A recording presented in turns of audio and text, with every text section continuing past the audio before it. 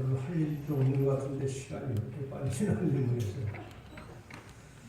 대체로 요즘 우리 한국교회가 화요일 예배에 참석하는 비율이 아주 저조한데 여기는 좀 다른 것 같습니다. 화요일 저녁인데 꽤 많이 참석하는 것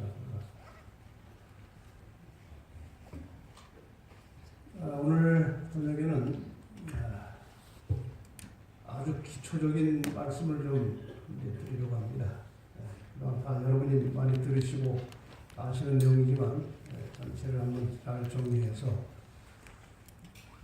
거듭나면 평안하다 이런 제목으로 좀 말씀을 드리겠습니다. 우리가 신앙을 하고 성경을 보고 공부를 하다 보면 여러 가지 예수님 믿기 전에 안 쓰던 용어들, 단어들이 이제 많이 나옵니다. 이게 우리가 흔히 많이 듣는 단어들이 이런 것들입니다. 회개, 심례, 거듭남, 구원, 영생, 사망, 거룩 이런 단어들을 우리가 많이 접촉하게 됩니다. 이 단어 중에서 특별히 우리 성도들이 들으면 괜히 주눅 들고 겁나는 단어가 두 개 있는데 거듭나는 흔히 말하고 거룩이라는 말이에요. 이 단어를 들으면 괜히 힘 빠지고 뭔가 모자라는 것 같고 그런 느낌이 드는 단어들이죠.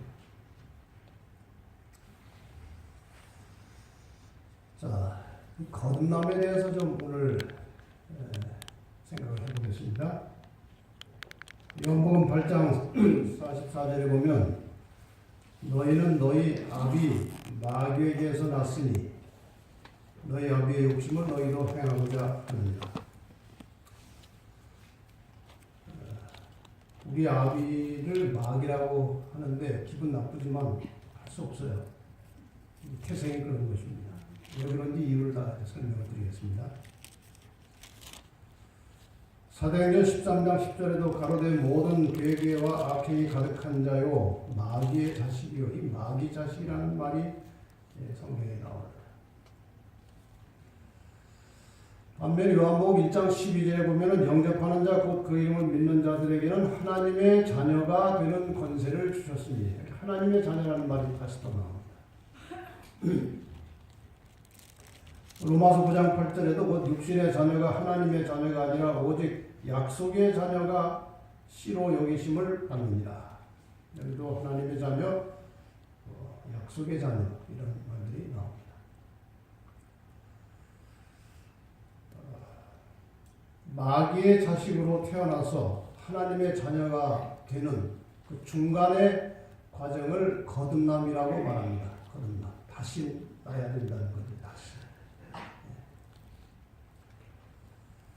이 거듭남이라고 하는 말은 예수님께서 밤중에 찾아온 니고데모에게 하신 단어입니다. 그런 용어입니다. 거듭남이라는 것은 여러분이 이 내용을 잘 아시죠? 이 니고데모가 이제 예수님께 찾아와서 이런저런 대화 중에 하나님 나라에 어떻게 하면 갑니까? 이런 질문을 한 것 같아요. 그랬더니 예수님께서 사람이 거듭나지 아니하면 다시 태어나지 않으면 하나님 나라를 볼 수 없느니라 그랬어요. 이 말이 이 당시 가장 유식한 계층에 있던 니고데모도 이 말을 잘 깨닫지 못했던 것 같아요. 그래서 그냥 아주 인간적인 용어로 내가 나이가 이렇게 많은데 어떻게 어머니 태중에 들어가서 다시 나옵니까? 그때 예수님께서 하신 말씀이 사람이 물과 성령으로 나지 아니하면 하나님 나라에 들어갈 수 없느니라. 거듭나는 것은 육으로 나는 것이 아니고 물과 성령으로 다시 나야 된다. 그렇게 말씀하셨고 이 요한복음 3장 속에 여러분이 잘 아시는 3장 16절도 들어있고 이 요한복음 3장에 아주 심오한 원리가 많이 나옵니다. 네, 아마도 니고데모가 이 그날 밤에 예수님하고 나눈 대화를 요한에게 상세하게 전해준 것 같아요.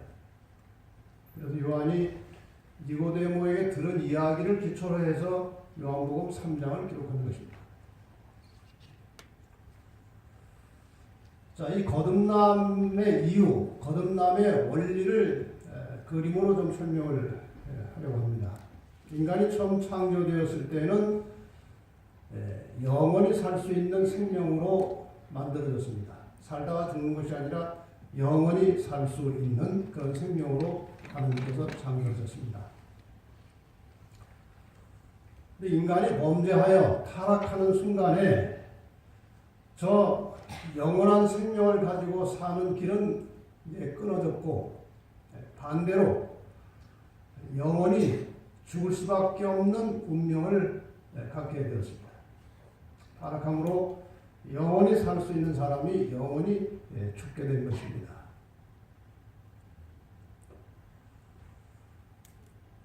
그래서 시편 기자 다윗은 내가 죄악 중에 출생하였으며 모친이 죄 중에 나를 잉태하였나이다. 죄인으로 태어난다는 것입니다. 이것이 신학적 논쟁이 좀 있습니다만은 저희 재림교회 입장은 상당히 명백합니다. 질문을 하나 드리면서 정리를 하려고 합니다. 1번이 맞으면 이렇게 하시고 2번이 맞으면 이렇게 하세요. 1번, 사람이 죄를 지어서 죄인이 된다. 2번, 사람이 죄인으로 태어났기 때문에 죄를 짓는다. 그 2번. 2번. 이거 같은 교회인데 1번, 2번 나오면 안 되거든요. 여기 지금 답에 힌트가 있어요. 죄악 중에 출생했다. 죄 중에 잉태됐으니까 죄인으로 태어납니다. 그래서 죄를 짓는 거예요. 일부 우리 교회에서도 한쪽 부분의 소수들은 죄를 자기 의지를 가지고 죄를 짓기 전까지는 죄인이 아니라고 주장하는 사람들은 물론 있습니다. 그러나 우리 교회 재림교회 전반적인 개념은 죄인으로 태어났고 모든 사람이 사망에 이르게 되었고 그래서 죄인이기 때문에 죄를 짓는다 하는 것이 이제 우리 재림교회 공개적인 입장입니다. 죄의 삭은 사망이요. 그래서 다 죽는 것입니다. 모든 사람이 죄를 범하였음에 하나님의 영광에 이르지 못하더니 죽는 것입니다. 로마서 5장 12절에도 이 말씀을 뒷받침하고 있습니다. 이러므로 한 사람으로 말미암아 죄가 세상에 들어오고 죄로 말미암아 사망이 왔나니 이와 같이 모든 사람이 죄를 지었으므로 사망이 모든 사람에게 이르느니라. 이렇게 해서 성경은 우리 모든 인간이 죄인이고 죽을 수밖에 없다는 것을 천명하고 있습니다. 다시 한번 이 도표를 보겠습니다. 출생할 때부터 우리는 영생할 수 없고 영원히 죽을 수밖에 없는 죄인으로 태어나서 사망으로 가는 것입니다. 이것이 우리의 운명입니다. 자, 사망으로 가고 있습니다. 사망으로 가고 있어요. 죽으러 가는 것입니다. 그런데 죽기 전에, 생명이 끊어지기 전에 성령의 역사하심과 감동하심을 통해서 예수를 믿게 되는 것입니다. 이 성령의 역사는 보편적으로 모든 사람의 심령 속에 여러 가지 계통을 통해서, 통로를 통해서 사람들에게 역사를 하십니다. 그것을 받는 사람이 있고 거절하는 사람이 있는 거예요.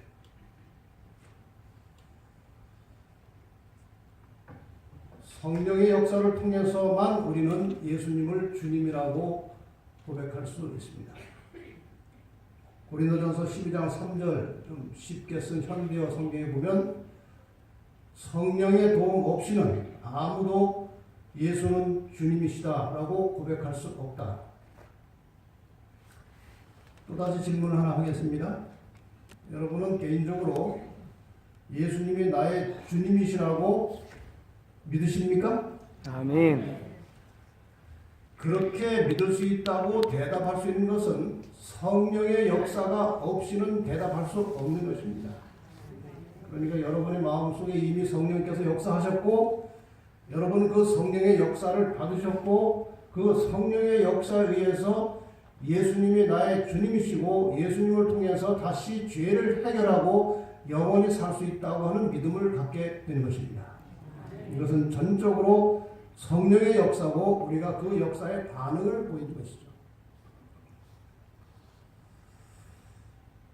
자, 그 믿음의 결과에 대해서 여러분이 잘 아시는 이 요한복음 3장 16절이 이렇게 우리에게 큰 선물을 주고 있습니다. 하나님이 세상을 이처럼 사랑하사 독생자를 주셨으니 이는 저를 믿는 자마다 이 말씀 속에는 성령의 역사가 있었다는 것입니다. 성령의 역사를 통해서 예수를 믿게 된 사람마다 멸망치 않고 영생을 얻게 하려 하심입니다. 요한복음 5장 24절은 좀 더 적극적으로 표현하고 있습니다. 내가 진실로 너에게 이르노니 내 말을 듣고 하나님의 말씀을 듣고 또 나 보내신 이 하나님을 믿는 자는 영생을 얻었고 심판에 이르지 아니하나니 사망에서 생명으로 옮겼느니라. 옮길 것이니라가 아니에요. 영생을 얻을 것이니라가 아니고 하나님의 말씀을 통해서 성령의 역사를 통해서 하나님이 살아계시고 하나님이 우리를 구원하시는 분이라는 사실을 믿는 순간에 영생이 시작된다는 것입니다. 아멘. 그리고 사망에서 생명으로 옮겨졌다는 것입니다. 그래서 예수를 믿고 생명을 얻은 사람들은 그 죽음 자체를 성경은 죽었다고 말하지 않고 잠잔다고 말하는 이유가 여기에 있는 것입니다. 생명을 가지고 있기 때문에 잠시 자다가 하나님께서 깨우시면 일어나는 것이죠. 그 다음에 그 믿음에 대해서 좀 더 구체적으로 설명해 놓은 것이 시브리 11장 6절입니다. 어떤 믿음인가? 믿음이 없이는 기쁘시게 못하나니 하나님께 나아가는 자는 반드시 그가 계신 것과 또한 그가 자기를 찾는 자들에게 상 주시는 이심을 믿어야 할지니라. 여기 믿음에 대해서 두 가지로 말씀하십니다. 그가 계신 것과 또 자기를 찾는 자들에게 상 주시는 이심을 믿어야 할지니라. 다시 제가 질문을 드리겠습니다. 믿음이 있는지 없는지.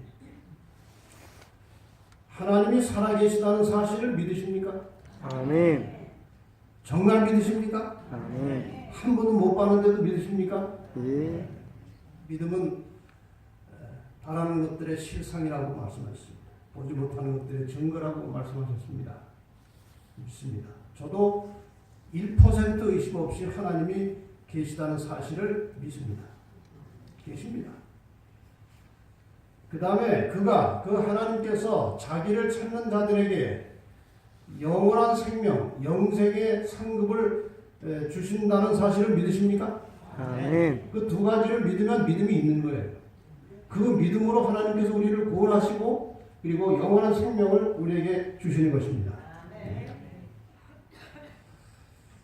자, 이제 성령의 역사를 통해서 하나님을 믿게 되었습니다.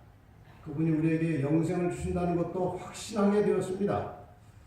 그래서 가던 길에서 유턴한다고 그러죠. 유턴. 180도 방향을 돌리는 것입니다.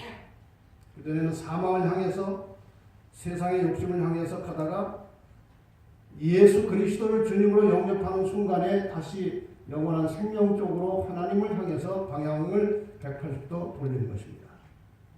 생명으로 가는 것입니다.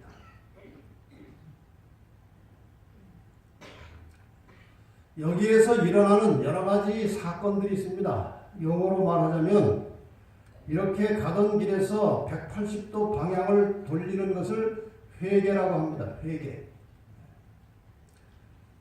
그래서 회개는 자주 하면 안 돼요. 이리기 돌아갔다 저렇게 돌아갔다 하면 자꾸 회개하는 거예요. 회개한 이후에 구원받은 다음에 우리가 죄를 하나님께 내놓는 것은 죄를 자백한다, 고백한다고 하지 회개한다고 말하지 않습니다. 용어가 그렇습니다. 회개, 죄를 고백하는 거예요. 자백하는 것입니다. 이렇게 회개하여 방향을 돌이켜서 하나님을 향해서 생명을 향해서 새로운 출발을 한 이 시점에 대해서 사도행전 2장 38절에 구체적으로 말합니다. 너희가 회개하여 각각 예수 그리스도의 이름으로 침례를 받고 죄 사함을 얻으라. 이것은 다 동시에 일어나는 일입니다. 그래서 회개했다면 방향을 돌려서 이제 하나님 믿고 하나님 뜻대로 살기로 결심을 했다면 거기에서 침례를 받는 것입니다. 어떤 분들은 침례를 받으라고 하면은 내가 하나님 믿습니다. 하나님 뜻대로 살 마음이 있는데 아직은 준비가 안 됐습니다. 그럼 무슨 준비냐고 물어보면 뭐 할 것이 많아 이것저것 고쳐야 되고. 근데 그러한 방식의 준비는 죽을 때까지 해도 준비가 안 끝납니다. 내가 그리스도를 구주로 영접하고 하나님의 뜻대로 살 마음의 결심이 서면 회개하여 방향을 돌이켜서 그 시점에서 침례를 받고 출발을 하는 것입니다. 아멘. 이렇게 된 상태를 거듭났다고 말합니다. 이게 새로 태어난 것입니다. 우리 대체로 이 교인들이 거듭났냐고 침례 받았습니까? 물어보면 네 그러는데 거듭났습니까? 물어보면 대답을 잘 안 해요. 똑같은 말입니다. 침례 받은 것이나 거듭난 것이나 똑같은 말이에요. 거듭났다고 하면 뭐 굉장히 성화되고 변화돼가지고 죄를 거의 안 짓는 그런 상태를 생각하는데 용어상 그렇지 않고 그리스도의 이름으로 새 사람으로 태어난 이 순간의 일을 우리는 거듭났다고 말하는 것입니다. 구원은 여기에서 출발하는 것입니다. 앞으로 받을 것이 아니고 이렇게 구원을 받은 상태로 이제 출발을 하는 것이죠. 이렇게 유턴한 이 순간을 요한복음 5장 24절에서는 사망에서 생명으로 옮겼느니라 하고 표현합니다. 죽을 것이 살 것으로 바뀌는 것이죠. 근데 베드로전서 3장 21절에 참 생각해 봐야 할 말씀이 나오죠. 물은 예수 그리스도의 부활하심으로 말미암아 이제 너희를 구원하는 편이 곧 침례라. 침례가 중요한 것입니다. 육체의 더러운 것을 제하여 버림이 아니오 오직 선한 양심이 하나님을 향하여 찾아오는 것이라. 자, 여기에 침례를 받고 났는데 육체의 더러운 것을 제하여 버린 것이 아니라고 말씀하신 것은 무슨 뜻입니까? 이렇게 생각하시면 되겠습니다. 내가 이제 세상을 향해서 인간의 개인의 어떤 욕심을 따라서 살다가 예수 그리스도를 만나게 되고 성령의 역사를 통해서 이제 회심했습니다. 회개했어요. 방향을 이제 좀 돌렸습니다. 위치는 같아요. 방향만 달라졌을 뿐이지 위치는 같아요. 이전에 내가 예를 들어서 성격이 급하고 화를 잘 내는 사람이었다 고 가정할 때 방향을 트는 이 순간에 여기서 옛날하고 완전히 딴 사람이 됩니까? 아주 온유하고 부드러운 사람이 됩니까? 어떻게 생각하십니까? 거의 비슷합니다. 방향만 달라졌을 뿐이지 그 가지고 있던 습성, 속성, 죄된 성향 비슷합니다. 방향이 달라진 거예요. 그래서 육체의 더러운 것을 제하여 버림이 아니오라고 한 말씀은 방향은 달라졌지만 옛날에 그런 기질을 가지고 있다는 것입니다. 그러나 달라진 것이 무엇이냐? 옛날에 좋지 않던 습관이나 죄된 성향이나 이런 것이 싫어진 것입니다. 그게 싫은 거예요. 그런 일을 반복하기도 하지만 할 때마다 싫은 거예요. 옛날에는 화를 내고 내 마음대로 해도 하나도 마음의 양심에 거리낌이 없었는데 방향이 달라진 다음에 하나님을 향해서 가는 이 과정에서는 그것이 자꾸 이제 성령의 역사가 계속 오니까 이게 자꾸 죄가 쉬운 거예요. 아멘. 그런데도 연약하니까 넘어지는 것입니다. 이 문제에 대해서 좀 해결할 방법을 또 말씀을 드리겠습니다. 이렇게 된 상태를 고린도전서 1장 2절에 이렇게 말씀하십니다. 고린도에 있는 하나님의 교회 곧 그리스도 예수 안에서 거룩하여 지고 성도라 부르심을 입은 자들이라고 말합니다. 거룩하여 졌다고 말했어요. 그러니까 하나님의 백성이 되는 순간에 하나님께 소속된 것은요, 반은 거룩하고 반은 속되면 안 되는 거예요. 전적으로 거룩해져야 됩니다. 그래서 우리 자체는 여전히 죄된 속성을 가지고 거룩하지 않은 것처럼 보이지만 우리가 방향을 틀어서 하나님께로 향하는 순간에 거룩하신 하나님을 나의 주인으로 모시고 그분을 향해서 가는 순간에 하나님께서 너는 거룩해졌다고 선언하시는 거예요. 거룩해지고 고린도 교회에 있는 성도들 문제가 많았습니다. 그런데 그 고린도 교회 성도를 향해서 사도 바울은 거룩하여 지고라고 표현하고 있어요. 성도라는 뜻입니다.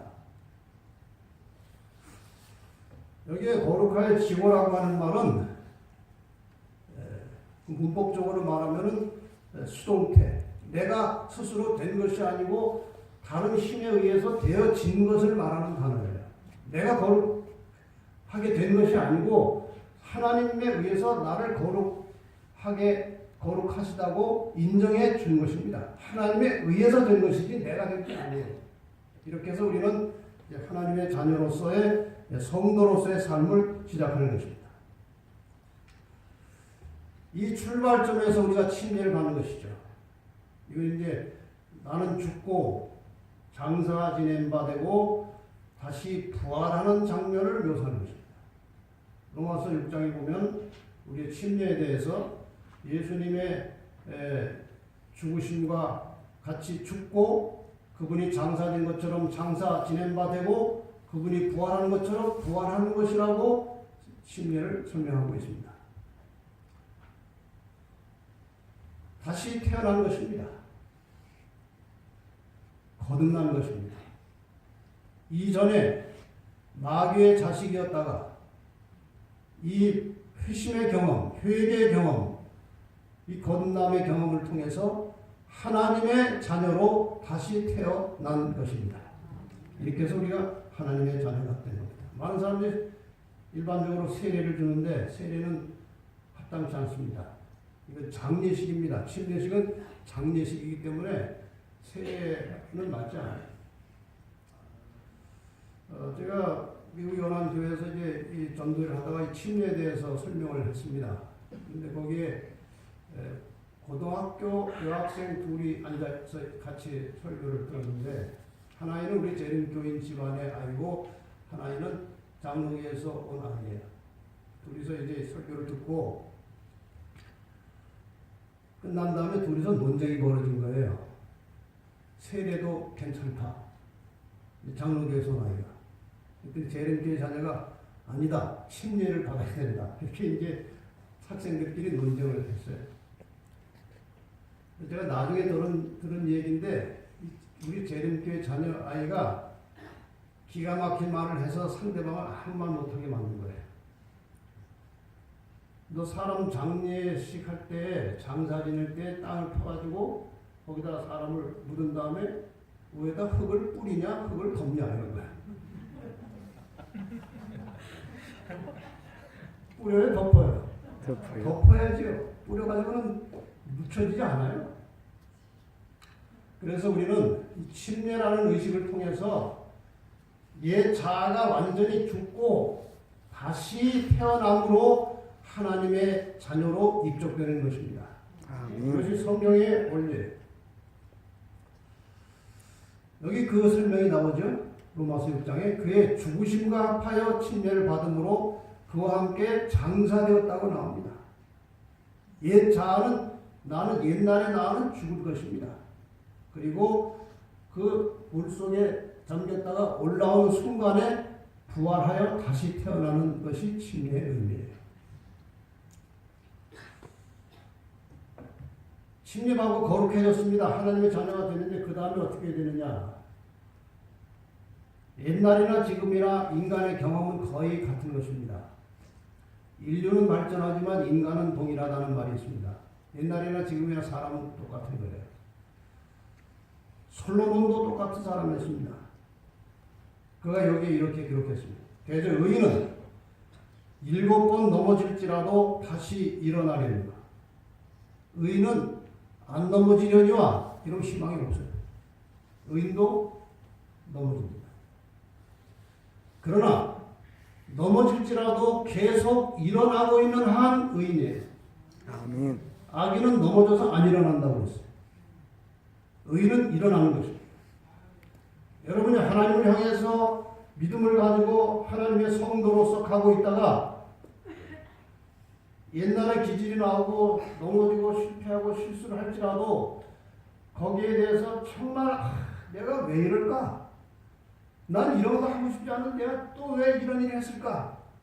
하고 자기를 견책하고 자기를 질책하면서 하나님 저를 용서해 주시고 내가 다시 일어나겠습니다. 예수님 손 붙들고 일어나고 가는 한 의인으로 빚으신다는 거예요. 이게 아멘. 하나님의 백성이 살아가는 원리예요. 로마서 8장 4절 9절에 거듭난 그리스도인이 살아가는 원리가 이렇게 나와 있습니다. 육신을 좇지 않고 그 영을 좇아 행하는 우리에게 율법의 요구를 이루어지게 하려 하십니다. 육신을 좇는 자는 육신의 일을, 영을 좇는 자는 영의 일을 생각하나니 육신의 생각은 사망이요 영의 생각은 생명과 평안입니다. 영의 생각은 생명과 평안입니다.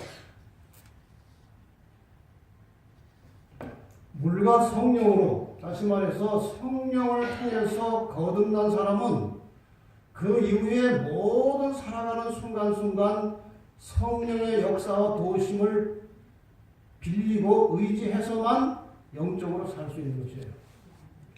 그래서 우리가 거듭난 이후에 하나님의 자녀로 태어난 이후에 살아가는 동력은 성령의 역사입니다.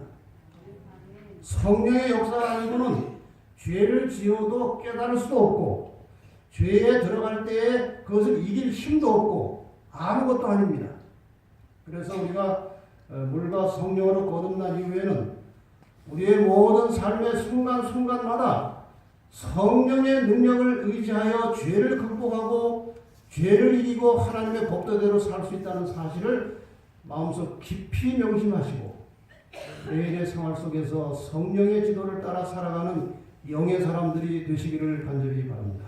아멘. 자, 영의 생각은 생명과 평안이라고 했어요. 그러니까 성령을 통해서 거듭난 사람이 성령의 인도를 따라 살면 마음에 평안이 있어야 된다는 것입니다. 마음이 평안해야 된다는 거예요. 왜 평안해야 될까요? 첫째, 신분이 달라졌어요. 옛날에 사탄의 자녀로 속절없이 죽을 운명을 가지고 정말 비참하게 살았습니다. 그런데 그리스도를 영접하고 성령의 인도하심을 따라서 유턴함으로써 신분이 하나님의 자녀로 바뀐 것입니다. 엄청난 변화 아닙니까? 아버지가 바뀐 거예요. 아버지가.